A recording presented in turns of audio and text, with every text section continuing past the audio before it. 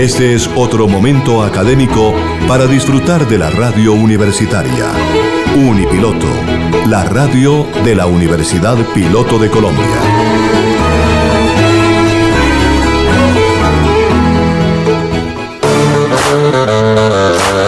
Oyentes de Unipiloto Radio, muy buenas tardes.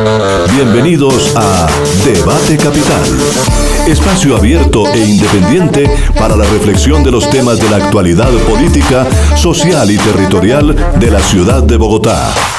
Un espacio para los bogotanos de verdad en la radio universitaria, la radio de la Universidad Piloto de Colombia.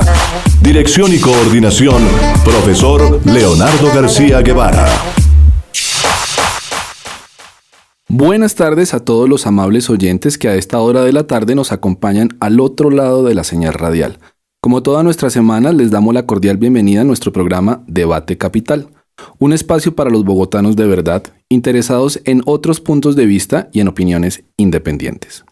Les recordamos que las opiniones aquí expresadas no reflejan el punto de vista de la Universidad Piloto de Colombia o sus directivas. Hoy nos acompañan en la producción James Solarte, en la investigación y producción periodística Alejandra Rivera Manrique y Wendy Contreras, en la dirección Leonardo García y en la coordinación quien les habla Manuel Rubiano. Bienvenidos. Bogotá es las mil mujeres peleándose en el corazón de una sola. Es una ciudad como una consejera, como una gran amiga, como un gran cómplice porque a cada quien le reserva una calle, una esquina, un fragmento de luz para lucirse a la oscuridad total para ocultarse. Lo sabes bien y agradeces a esta ciudad que te esconda o que te muestre brillante como un pececito de colores. Todo aquí parece gustarte. Te deleitas caminando por Bosque Izquierdo. Te encanta la casa de la esquina del arquitecto llena de ventanas y cortinas. La hizo Bruno Violi. También subes por las escaleras hasta quedar atrapado en la raqueta. Bajas a la quinta, te pierdes en la Merced. Acaricias la piedra y el ladrillo. Te entusiasma la idea de quedarte en cualquier andén sin responder a nadie por tu presencia. Es Bogotá, el único lugar de este país donde se puede ser nadie y tener la mayor ventaja. Fragmento de una canción para Ethan, novela escrita por María Angélica Pumarejo. Hoy tenemos un programa muy especial e interesante sobre un tema apasionante, la ciudad y la literatura, que tiene de bello como de complejo. Y para ayudarnos a entender, está con nosotros una amiga de la casa. Sí, una amiga, ya que María Angélica Pumarejo trabajó en la Universidad Piloto hace algunos años como directora y editora de la revista Pretil del Instituto de Investigaciones y Proyectos Especiales de nuestra querida universidad. María Angélica, muy buenas tardes y gracias por regalarnos esa bellísima descripción de Bogotá. ¿Cómo estás? Manuel, buenas tardes. Bueno, la verdad es que es un gusto estar aquí. Siempre será un gusto venir a la Piloto una y otra vez. Bien lo decías, hace varios años ya, en el 2003, pero bueno, desde un poquito antes, trabajé en la universidad y tuvimos la oportunidad además de sacar adelante un proyecto maravilloso, que es un proyecto del que yo tengo el mejor de los recuerdos y que siempre presento dentro de mi currículum, que es la creación de la revista Pretil. Creo que fui bastante feliz haciéndola durante un buen tiempo. Bueno, eres comunicadora social de la Universidad Javeriana, tienes un magíster en literatura y eres becaria de la Fundación Carolina en edición de libros. Además has sido directora del IDRD en la alcaldía de Lucho Garzón, consultora. Bueno, tienes una infinidad de cosas bonitas en tu hoja de vida. Sin embargo, tienes dos grandes amores, Bogotá y la literatura. Fruto de eso nace una canción para Ethan, que fue básicamente el fragmento que yo leí. ¿Por qué no nos hablas un poco de esta relación entre el personaje de esta novela y la ciudad? Bueno, eso es una cosa bastante curiosa porque Ethan es un hombre que nace en el sur de los Estados Unidos, un poco hacia finales de los años 50, digamos, y la novela es el periplo que hace Ethan desde que es un muchacho poco adolescente ya hasta que llega a Colombia. Uh-huh.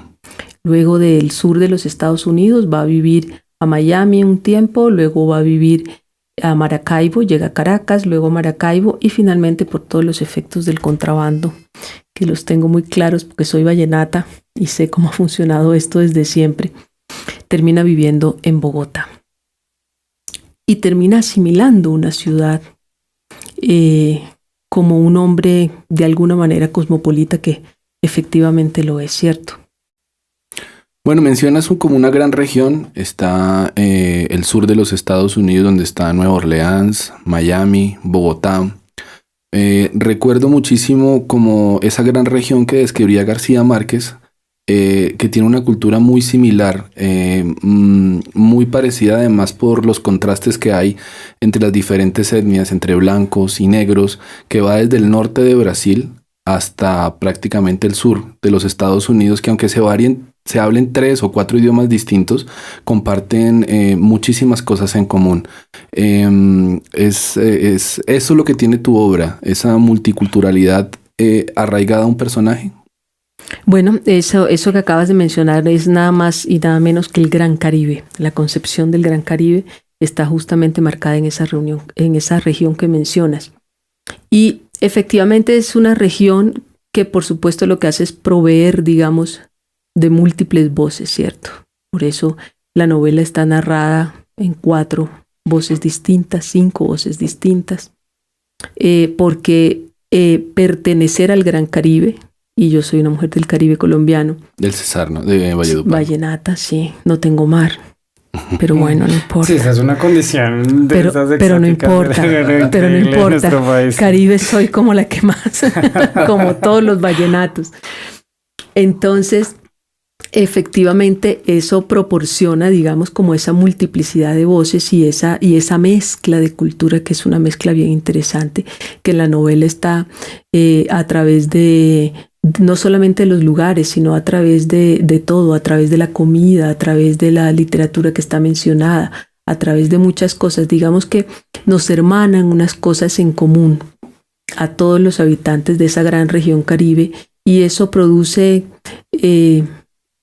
algo que a veces resulta un poco inexplicable, digamos, que no necesariamente tiene una grandísima coherencia, y creo que en eso radica como su encanto también. María Angélica, tú eres vallenata, pero tienes una relación muy fuerte con Bogotá. ¿Qué significa Bogotá para ti y cómo la describiste en tu novela? Bueno, yo llegué a vivir a Bogotá cuando tenía 16 años. Antes de eso... Hace poquito. Hace poquito, sí. Antes de eso venía a Bogotá de visita y digamos que las visitas eran marcadas además porque en Bogotá estaba un personaje muy, muy importante para mí, para mi vida y la de mi familia, que era Rafael Carrillo, el primer filósofo de filosofía moderna en Colombia. Él y Danilo Cruz Vélez. Y Rafael Carrillo era un atanquero, cancuamo, que es de donde son mis padres, en la falda de la Sierra Nevada. Yeah. De esa falda de la Sierra Nevada, digamos que salió el primer hombre que empezó a hablar de filosofía moderna y a escribir sobre filosofía moderna en este país, y que fundó la Facultad de Filosofía de la Universidad Nacional, ¿cierto? Ese es un recuerdo para mí muy claro de mi infancia, encontrarme con él y con mi papá en unos aguaceros tremendos en la Librería Nacional de la 17 con séptima. Y luego llegué a vivir de lleno, a estudiar en la Javeriana. Y ese fue todo un descubrimiento, porque Valledupar, pues en este momento tiene 500.000 habitantes, un poco menos de 500.000 habitantes. Imagínense cuántos podía tener en los años 70. Era una cosa diminuta, realmente. Entonces, llegar a esta ciudad, pasar todos los días, digamos, yo crecí en esa ciudad chiquita, la vi crecer no mucho más. Cuando llegué a finales de los 80, principios de los 90, a estudiar a Bogotá, todavía Valledupar era muy pequeña. Rock en español. Y empezaba además todo un movimiento que creo que nos abría al mundo de otra manera y que para mí era muy interesante y era muy importante. Y además estar en un sector que era la Javeriana, digamos, estudiando todo el día, pero que tenía que ver igual con este en el que estamos aquí ahorita en La Piloto. Eso fue realmente emocionante, fue el descubrimiento como de que éramos muchos, de muchísimas formas, de muchas maneras, y que había toda la posibilidad de una convivencia exótica, se me antojaba a mí en ese momento, pero además interesante, con un debate intelectual importante y con una gente que fue muy significativa desde entonces. María Angélica, voy a tratar de hilar ciertas cosas que vi o ciertas particularidades que vi. Recuerdo hace unos años cuando lanzaron tu novela que Jorge Volpi, uno de los grandes escritores latinoamericanos, fue la persona encargada de presentarnos la bonita obra que le regalaste a los colombianos. También cuando empezamos nos dijiste que una de las grandes obras o que tú sentías muy tuya fue la revista Pretil. Y de hecho uno de los números de la revista Pretil se titula Escribir la ciudad, donde varios autores te dieron textos inéditos, antes inclusive que se publicaran. O sea, fue algo muy bonito que pasó. Y por ejemplo, vuelvo a Jorge Volpi. ¿Qué te gusta de la obra de Volpi y qué libro nos podrías recomendar de este autor? Bueno, ese es un escritor, digamos, de las voces más importantes de la narrativa latinoamericana contemporánea y que retumba, yo creo, no solamente en la narrativa latinoamericana, sino en el mundo completo. Recordemos que Jorge se ganó el premio Seis Barral. En ese momento, cuando se lo ganó, fue que yo lo conocí. Esto fue hace unos 17 años, tal vez 18 años. Era la primera vez que venía a Colombia y nos conocimos. Nos conocimos y nos hicimos amigos desde entonces. Y se lo había ganado por una novela que se llama En busca de Clinsor, donde están todos los científicos que trabajaron en los temas de la Segunda Guerra Mundial. Pensemos que hay una persona que está situada, digamos, en los temas universales, ¿cierto? Que es una cosa que a mí me interesa mucho. Tal vez por eso Ethan va de un lado a otro, porque la cosa local y resumida en un solo punto es algo que no funciona para mí mucho. Prefiero los personajes como por el mundo, digamos. La novela, la obra de Volpi tiene mucho de eso. Uh-huh. Tiene mucho de eso.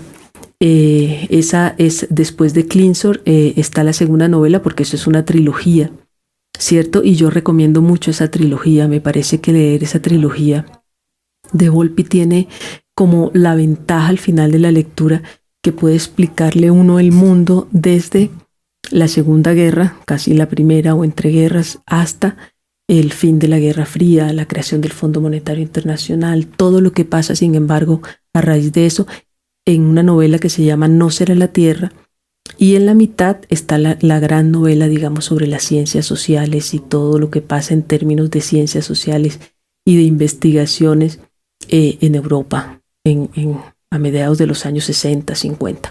Me parece que ahí hay una cosa que completa muchísimo la visión que podemos tener de mundo. Eso es una cosa que le corresponde a Jorge, porque Jorge es un hombre universal en su pensamiento, realmente, y por eso puede hacer este tipo de cosas. Pero digamos que esa trilogía sería extraordinaria para cualquiera. Estás escuchando en Unipiloto Radio Debate Capital, el espacio para los bogotanos de verdad.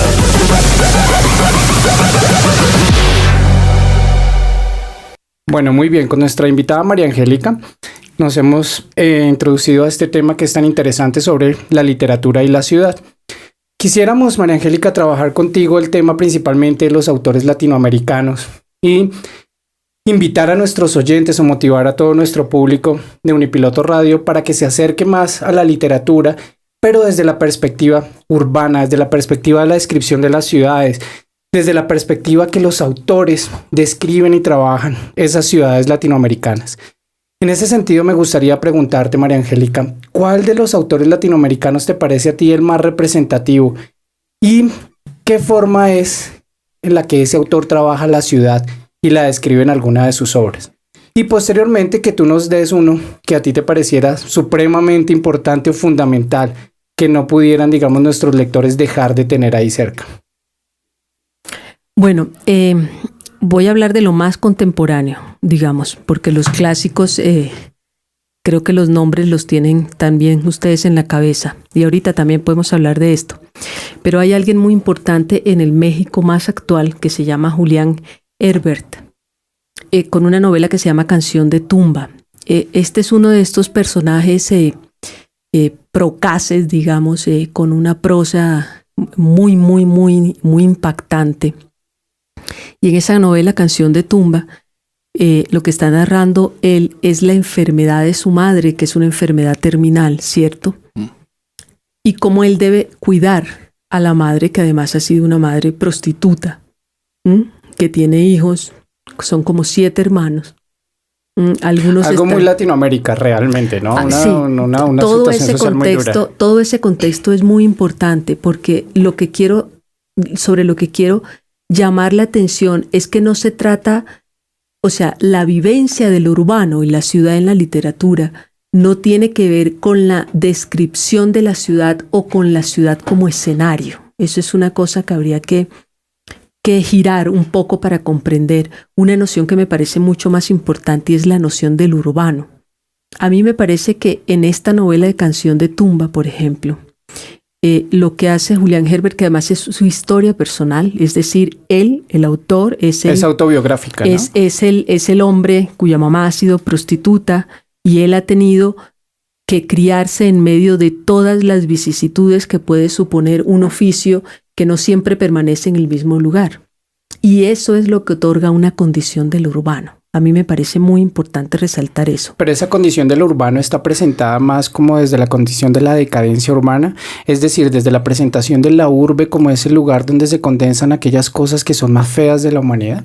No, yo no tengo el tema de la urbe no es, digamos, para asociar una palabra no es siempre lo bizarro, por decirlo de alguna manera, ¿cierto? Ajá. Sino que es, digamos, responde a otras condiciones, a una de anonimato, a cierta velocidad, a una conjunción de cosas en que la gente no tendría que definirse de manera completa.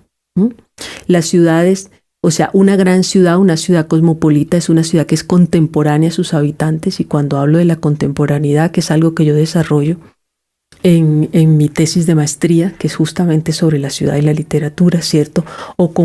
Es sobre el lugar como el lugar dentro de la literatura, o sea, la ciudad dentro de la literatura.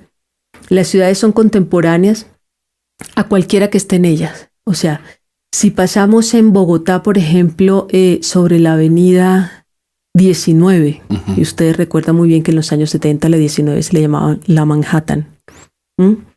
Entonces vamos a tener un determinado tipo de ciudad, y fíjense bien que todavía conserva un look que es absolutamente de esos años, pese a todos los cambios que hay. Pero no solo la ciudad y las fachadas de la ciudad, sino la gente que desde entonces habita ahí. Puede que encontremos personas que, a pesar de todo el cambio y todas las variaciones, se vistan igual y respondan a una época. La ciudad tiene esa complicidad con quienes la habitan, sabe ser contemporánea, digamos. En esta novela de Canción de Tumba, a mí lo que me sorprende es que tal vez porque se trata de la ciudad, y ahora noto a un gran personaje dentro de eso, es que uno puede hablar, digamos, en primera persona, ¿cierto? E involucrarse completamente en el desarrollo de una narración, porque hay una posibilidad de eso que lo da precisamente el peso y el sentido del urbano. Entonces, este hombre en la novela va desde los pequeños pueblos de pronto en los que les tocaba vivir, hasta el DF, en el que en el momento más limitante de la madre, él atiende a la madre, hasta narrar sus viajes, porque ya es un escritor reconocido, y puede narrar los viajes que está haciendo en cualquier otro lugar del mundo. Y todas esas triangulaciones y todo ese movimiento y ese ritmo es lo que produce esa noción del urbano. Eso es muy importante.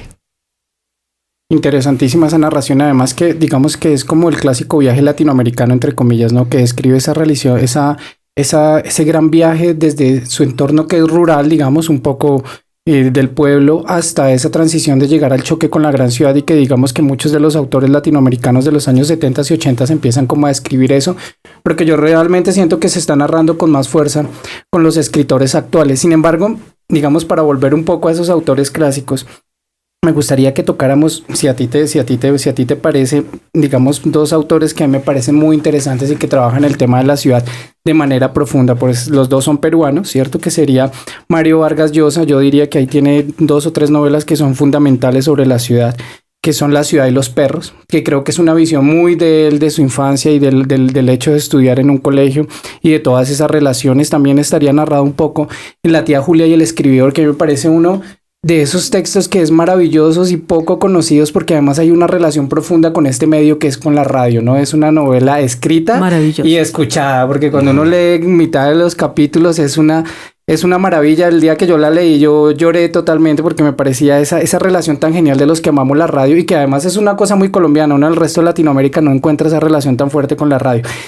Y el otro autor es Alfredo Bryce, que me parece que Alfredo Bryce tiene también una narrativa muy interesante sobre la ciudad. ¿Tú qué nos podrías contar sobre esos autores? Si a ti te parecen interesantes y cuál es la manera de ellos de ver la ciudad.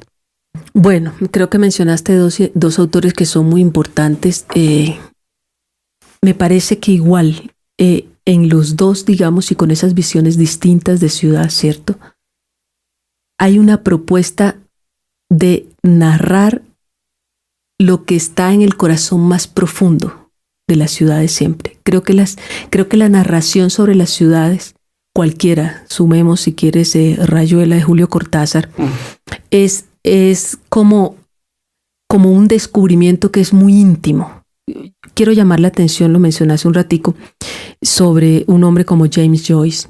Cuando a Joyce le dicen que escriba sobre la ciudad, Joyce revela que es la primera vez que escribe en primera persona. Eso es importante, María Angélica, porque tú has sido reiterativa con eso. La ciudad te permite también una técnica o el desarrollo de una técnica que no es lo que critica Fernando Vallejo, de la persona que va describiendo como si fuera un dios, sintió, pensó, hizo. Cuando tú hablas de eso, cuando estás tocando ese tema, te permite describirla desde lo personal. O sea, el personaje dije, yo sentí, yo corrí, yo recorrí, yo vi, que es desde la primera persona. Eso es una de las cosas que te influencia y que lo has desarrollado también en tu obra. Bueno, miren que hay una cosa interesante. Yo voy a recomendar un libro que debe estar por ahí rodando todavía, aunque no es la bibliografía más actual, el libro de Giuseppe Sarone sobre metafísica de la ciudad, que además está publicado en Editorial Pretextos en una edición bellísima, ¿cierto? Y en ese libro lo que hace Sarone es una descripción de cómo se conforma la ciudad, ¿cierto? Y cómo la ciudad se conforma por el exilio y la culpa. Y piensen ustedes, y vamos hasta el tema bíblico. Ese exilio y esa culpa que recae sobre el individuo es precisamente lo que forma la ciudad, porque la ciudad es el individuo mismo. Claro, y lo lleva adentro, porque digamos, ahí me parece que tocas un punto fundamental, y es que cuando yo tocaba el tema de Alfredo Bryce y de ellos, es que es increíble, pero ellos empiezan a escribir sobre su ciudad en el exilio, sí, que es cuando uno siente esa falta justamente de esas partes íntimas que uno normalmente no siente cuando, digamos, en el día a día de la ciudad, pero en el momento en que tú sales empiezas a sentir esa relación tan íntima con esos lugares de la ciudad, que creo que también, digamos, es una cosa que está, digamos, muy expresada por los autores europeos, pero no desde el exilio, sino, cierto, desde la visión del que recorre toda la Europa y empieza a comparar las ciudades. Pero ahí los autores, ¿por qué tienen esa visión íntima y esa visión de la narrativa? ¿Y por qué esa visión de la narrativa involucra otras visiones de la ciudad tan diferentes, digamos, a las que tendríamos desde otros tipos de literatura? ¿Tú cómo lo apreciarías?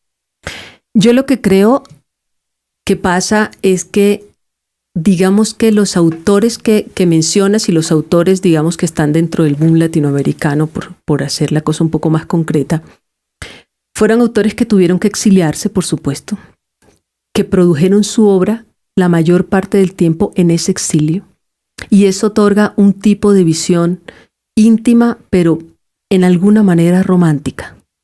En alguna manera responden a un ideal de esa ciudad latinoamericana o de ese modelo de ciudad latinoamericana o lo que debe ser esa ciudad latinoamericana, ¿cierto? Y no encuentro yo, sin embargo, en esos autores una descripción, no digamos descripción, sino una narración o algo que comprometa la escritura y que comprometa a los personajes develando con mucha firmeza todas las contradicciones que puede tener una ciudad. Me parece que los autores contemporáneos lo hacen de otra manera. Me parece que en esta literatura contemporánea latinoamericana en general, incluso en la literatura europea y en los nuevos narradores europeos en general, está pasando algo que es muy interesante y que tal vez proporciona una visión de ciudad que es muchísimo más cercana con quienes viven la ciudad a diario. Y es que los autores están involucrando las visiones personales y muchas cosas que pueden ser autobiográficas, no necesariamente una autobiografía, sino episodios autobiográficos muy importantes, ¿cierto? Y metiéndolos completamente dentro de esa búsqueda de la ciudad, dentro de esa explicación del mundo en el que viven y dentro de esa historia. Entonces hay una combinación en la literatura actual que tiene que ver con ese personaje que narra, que es el autor, que es lo que más se está imponiendo en la literatura contemporánea, y una historia que por supuesto también está, pero es mucho más fuerte el tema vivencial que la narración. Eso no pasa en la literatura latinoamericana. Es menos romántico, dirías tú, ¿cierto? Hay una aproximación no es nada romántica. No es nada romántico, es algo muy visceral, es algo muy cotidiano, es algo muy rotundo, ¿cierto? Acuérdense que todas las guerras de Medio Oriente y todo el tema de la inmigración es el gran tema en el arte, no en la política, no vamos a hablar ya de la política, sino que es el gran tema del arte. En este momento es el gran tema de la literatura, es el gran tema de la música. O sea, un mundo que está empezando a unirse a través de los inmigrantes, porque los inmigrantes desarrollan países, pero los inmigrantes también tienen que llegar de un momento a otro, porque tienen que salir del país de ellos que está en guerra, porque no hay suficientes oportunidades y tienen que buscarlas en otro lado. Entonces, por supuesto, eso crea otra visión del comportamiento de los hombres frente al mundo que les toca vivir. Vale, María Angélica, y digamos hemos tenido como una visión, y tú nos has dado una visión muy interesante a partir como de la novela, ¿cierto? Y hemos tocado un poco el tema de la novela latinoamericana y europea, pero yo quisiera preguntarte por el tema de la crónica, ¿cierto? Que es un género que para mí es uno de los favoritos, digamos, yo soy un admirador de Germán Castro Caicedo en ese crónica sentido, periodista. de cómo se construye la crónica. ¿Tú qué nos podrías contar sobre la crónica? ¿Qué autores serían interesantes o qué tipos de crónicas hallarías tú que son muy interesantes sobre las ciudades? Mire, a rajatabla, porque no es el tema sobre el que yo más trabaje, digamos, pero creo que un hombre como Juan Villoro, en ese sentido, hace una labor extraordinaria. En Pretil está una entrevista que yo le hice a Juan hace muchos años. La primera vez que Juan vino a Colombia, yo siempre he tenido la grandísima suerte de encontrarme con muchos escritores, casi que la primera vez que aterriza en el país.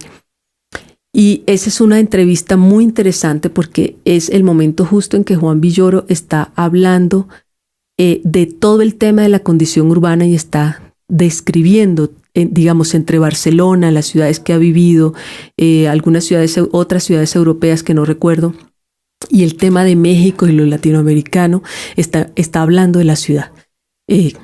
Lo remito a Pretil, que ahí está esa entrevista con Juan Villoro, que es bien interesante y lo sigue haciendo.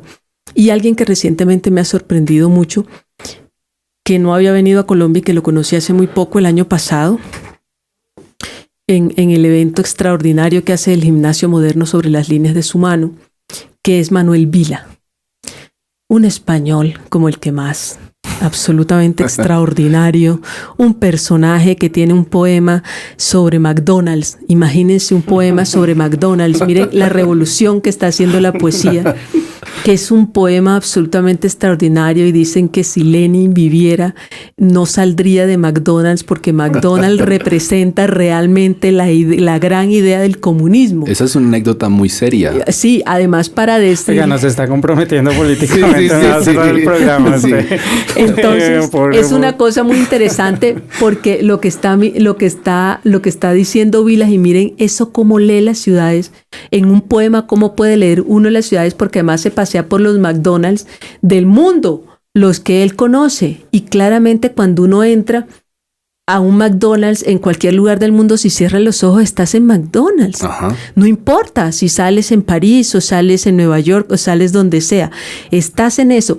Esas son las ciudades más contemporáneas. Cuando Marc Roget, que también me regaló un maravilloso texto para Pretil, el autor de Los No Lugares.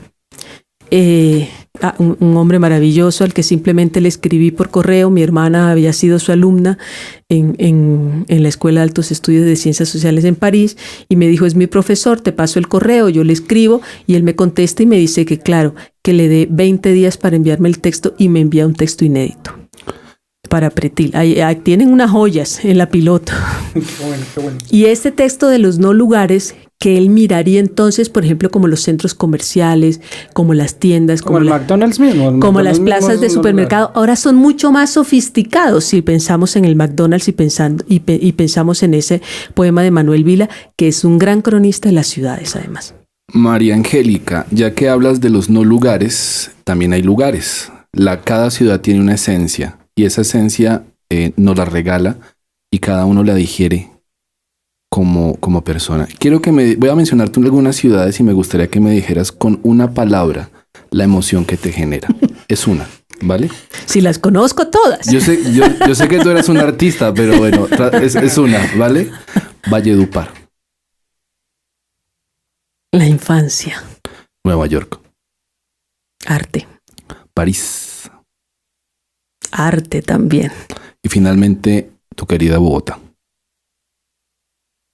La vida. ¿Tú has escrito sobre Valledupar? Sí, en ITAN está un capítulo sobre Valledupar, en el que además también entro en el tema de la ciudad, sobre la Valledupar de los años 70, haciendo una crítica muy importante y muy fuerte. Y es que Valledupar siempre se ve como ese remanso de paz maravilloso, porque está el Festival Vallenato y ya todo el mundo cree que todo es feliz y que todo es extraordinario. ¿Y no? Y Valledupar ha sido tremendamente violenta desde siempre, nunca como ahora.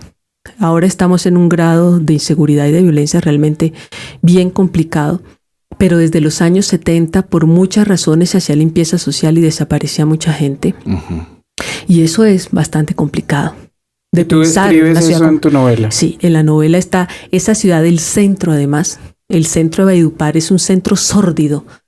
Después que pasas determinada calle, entras en una sordidez como si estuvieras en el barrio Santa Fe en Bogotá. Es una cosa de una sordidez y una cosa bien pesada, llena de mucha gente de afuera además. Y siempre ha sido así, siempre ha sido así. Y eso es bien interesante para mirar el tema de las ciudades, porque hay unas maneras de ser, digamos, que se imponen en las ciudades, así sean grandes o muy chiquiticas. O sea, esa cosa de los sórdidos, los prostíbulos, todo esto no tiene que ver con que la ciudad sea monstruosa o sea pequeña. En eso se hermanan y se igualan todas, por ejemplo. Estás escuchando en Unipiloto Radio Debate Capital, el espacio para los bogotanos de verdad. María Angélica, yo te quiero preguntar acerca del escritor Mario Mendoza. ¿Qué opinas de él? Bueno, me estás preguntando por alguien que toca mis más profundos sentimientos. Yo tengo una relación con Mario desde que soy muy joven. Fue mi profesor en la universidad. Uh-huh. Hemos sido amigos desde entonces. Es un hombre por el que tengo una profunda admiración, además, no solo como escritor, sino en su condición humana. Me parece uno de los seres más auténticos y más honestos que he conocido en la vida. Y agradezco muchísimo que la vida me lo haya puesto en el camino, además, porque me enseñó muchas cosas que han sido importantes para mí siempre. Creo que Mario ha desarrollado una literatura que tiene un rótulo incuestionable, digamos, o sea, llegar a una manera de escribir que no se parece a ningún autor o a nadie más, realmente es algo extraordinario, y me parece que Mario desde su segunda novela ya consiguió un sello definitivo que creo que ha marcado toda la obra, ¿cierto? Es un hombre que se ha tomado el trabajo de descubrir esta ciudad de una manera muy profunda, de pensar en esta ciudad de una manera muy profunda, de poner a jugar en su novela, en todas, digamos, como los elementos del desastre que puede ser Bogotá, o de lo maravilloso que puede ser Bogotá, de lo recóndito o de lo público que puede ser Bogotá. Me parece que ahí también No hay lugar como ambivalencias o mentiras. Es una ciudad desnuda con lo compleja que pueda ser Bogotá, ¿cierto? Y en ese sentido me parece que es una literatura que tiene peso y la va a seguir teniendo mucho rato, por supuesto. Bueno, a mí en ese tema para mí es muy especial porque yo tengo la siguiente experiencia como personal, y es que a mí, digamos, me encantaba mucho la narrativa de Vargas Llosa sobre la ciudad, justamente por esa aproximación romántica y justamente porque de alguna manera yo no sentía que existiera un autor colombiano que lo aproximara a una de las ciudades, y mucho menos a Bogotá, ¿no? Porque Bogotá parece ser la ciudad de todos, pero la ciudad de nadie.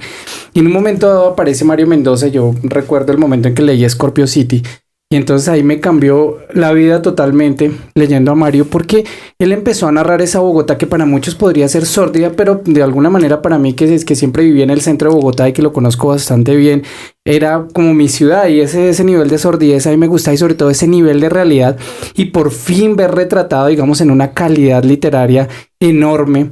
Esta ciudad me trajo muchas cosas, digamos, de frente, muchos sentimientos, me trajo muchas reflexiones, y principalmente trae por detrás, Mario, cierto, una reflexión política y social muy fuerte, que muy es lo que me parece más importante sobre la obra de Mario. Háblanos un poco más sobre esa reflexión política y social que Mario hace a través de su obra. Yo lo que creo que Mario está haciendo, porque no ha terminado de hacerlo, y creo que tiene mucha tela de la que cortar todavía, efectivamente, es descubriendo en la ciudad o mostrando en la ciudad lo que normalmente no puede pasar, lo que se tapa, lo que puede ser un poco vergonzoso, digamos. Eso me parece muy interesante. No asociaría, digamos, ese descubrimiento de Mario de la ciudad a un descubrimiento de los valores, por ejemplo, de cuáles son los valores con los que nos movemos dentro de nuestra sociedad para que se produzca un comportamiento de esta manera. Claro. Y me parece que ahí hay un gran cuestionamiento de él, que es sobre todo el país, que es sobre la condición de ser colombiano. El libro de Colombia Paranormal creo que da muestra exacta de lo que es eso, de por qué somos un país, y vale la pena pensar en eso, y muchos autores en Colombia no lo están haciendo. Hay otras sociedades donde no se han tenido muchas vueltas en el momento exacto de las circunstancias para descubrir ese tipo de cosas. Sin embargo, me parece que en Colombia no mucho, y es aceptar que estamos dentro de una sociedad enferma, ¿cierto? Los autores españoles han sido muy críticos con esa enfermedad de la que hablan de España. ¿Enfermo? Por todo. Pero yo te quisiera preguntar, perdóname, Manuel, que me metí justamente con el tema. ¿Será que es una sociedad enferma, o será que eso es más bien natural a nuestras sociedades? Porque a mí me parece un poco que la visión de la sociedad enferma es como si tuviéramos un ideal de la sociedad, o como si la idea de la sociedad en algún momento hubiera sido una cosa totalmente plena y sana, cuando justamente a mí lo que me gusta de Mario Mendoza es que muestra esa ciudad con una naturalidad que yo no tiendo a pensar justamente que la crítica social sea la enfermedad, sino más bien que no reconozcamos o que tengamos esa vergüenza frente a las cosas que realmente forman parte de la ciudad y de la sociedad. ¿Tú cómo lo ves? No, el reconocimiento de la enfermedad o de una crisis de valores, que es como preferiría yo llamarla dentro de una sociedad, significan exactamente la capacidad de poder ver lo que está pasando. Y sí hay que reconocer una enfermedad frente a unos valores que deberían ser determinados para la sociedad en general. María Angélica, me recuerdo o me trae a la mente, haciendo un paralelo con el cine, a Martin Scorsese y lo que él retrata de esa América que también la quieren tapar, la mafia, los asesinatos, la droga. Y me parece que es un muy buen ejemplo de cómo ese análisis que se hace en literatura también se vuelve cine, que es un lenguaje, pero que es un lenguaje que también retrata lo que tratamos de esconder. A mí Martin Scorsese me parece genial en ese aspecto, porque retrata los antivalores de una América que siempre pretende ser perfecta. De hecho, casi no le dan el Oscar. Él y luego David Lynch, lo que tú quieras, ahí están todos, digamos.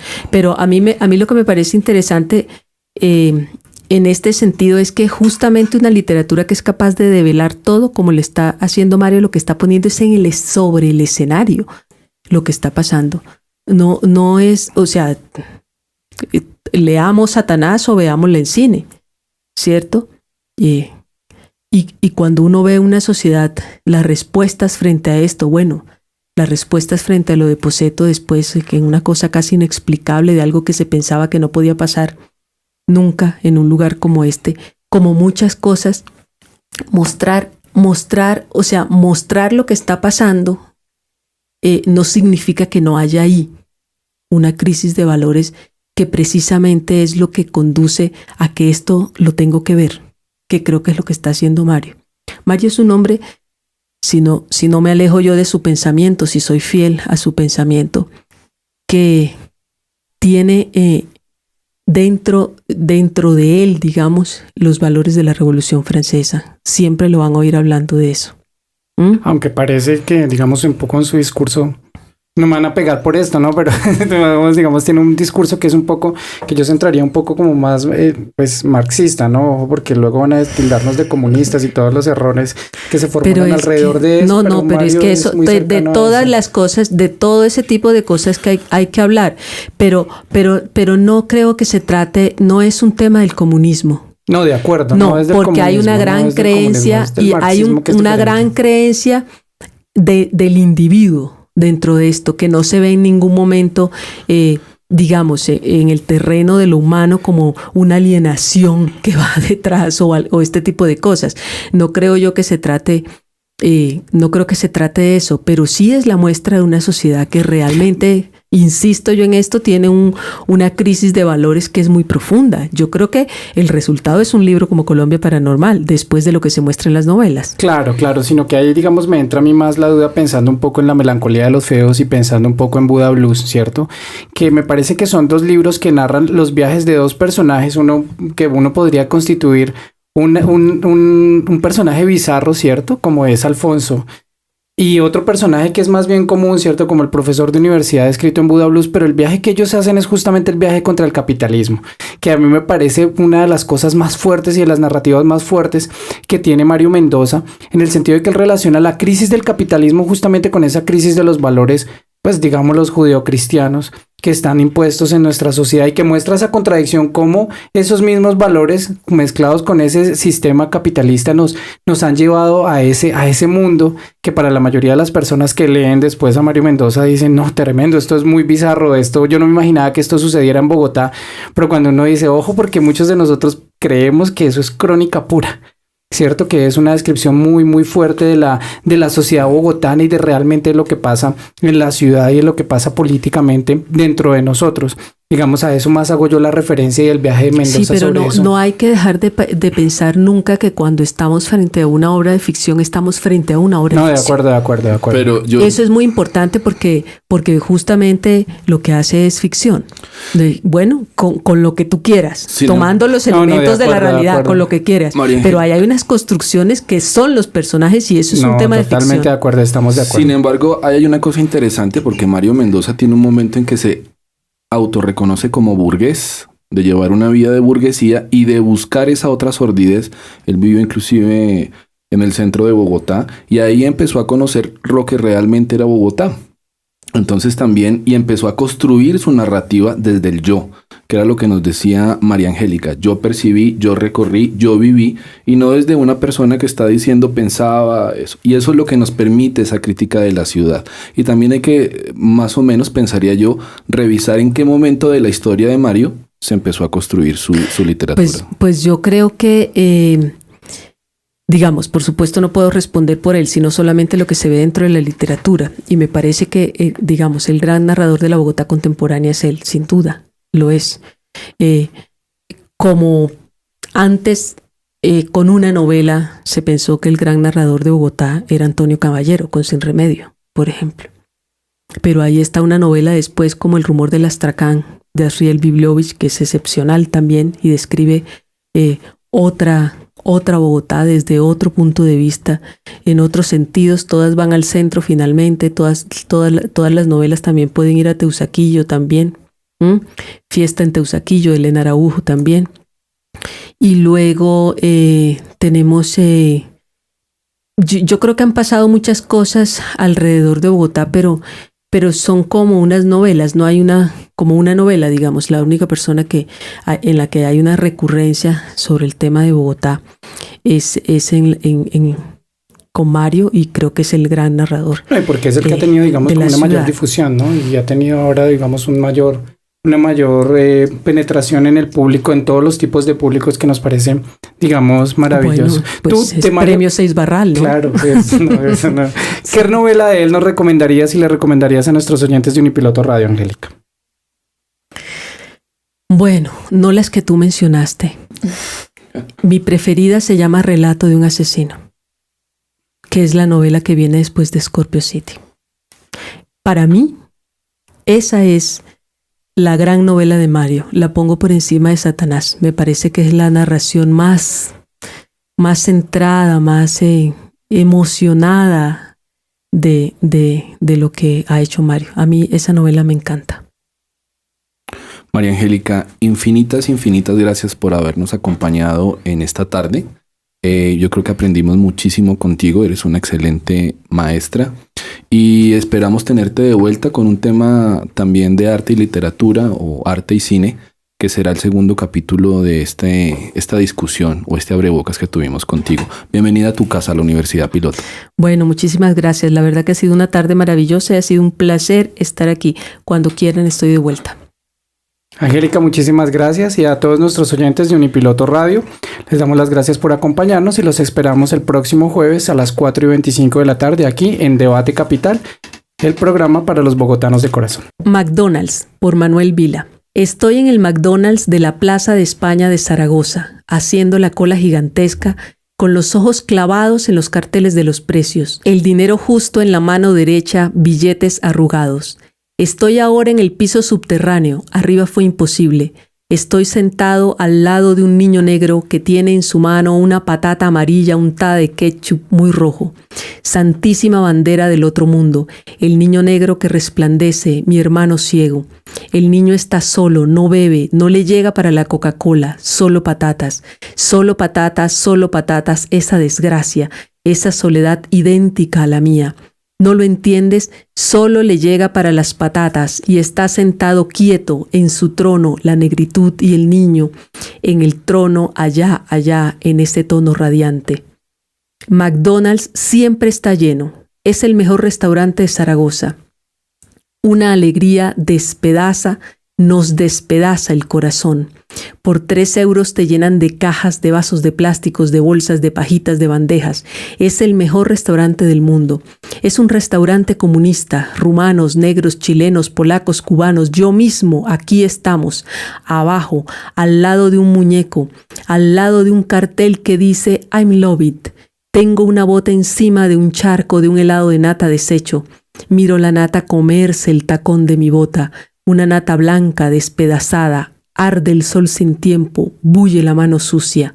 A mi lado, una niña de 20 años le dice a un tío de 17 que no le importaría hacérselo con él, un eco negro, y ríen y tragan patatas fritas. Y yo trago patatas fritas, y 2 maricas están enfrente comiéndose la misma hamburguesa goteante, cada boca en un extremo, y se manchan y se muerden y tragan patatas fritas y se besan y se tocan y se despedazan. En Londres, en París, en Buenos Aires, en Moscú, en Tokio, en Ciudad del Cabo, en Tucson, en Praga, en Pekín, en Gijón. Somos millones, la tarde harapienta, el dolor en el cerebro, la comida, millones en miles de subterráneos esparcidos por la gran tierra de los hombres. Estoy en paz aquí con todo, barata la carne, barata la vida, baratas las patatas, me siento Lenin, soy Lenin, el marica inusitado, el gran hereje, el loco supremo, el hijo de la última mano miserable que tocó el monstruoso corazón del cielo. Si Lenin volviera, McDonald's sería el sitio, el palacio sin luna, el gueto de las reuniones clandestinas. Algo importante está sucediendo en este subterráneo de McDonald's de la Plaza España de Zaragoza, pero no sé qué es, no lo sé. De un momento a otro vamos a arañar la felicidad. El niño negro, los novios, el muñeco, la nata del suelo, mis botas. Botas nuevas de piel brillante con la punta afilada en señal de muerte.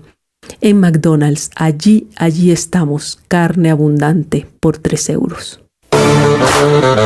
En Unipiloto Radio pasó Debate Capital.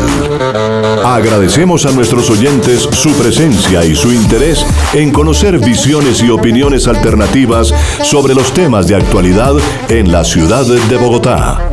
Escúchenos todos los jueves a las 5:30 de la tarde en la radio de la Universidad Piloto de Colombia, Unipiloto Radio. Dirección y coordinación, profesor Leonardo García Guevara.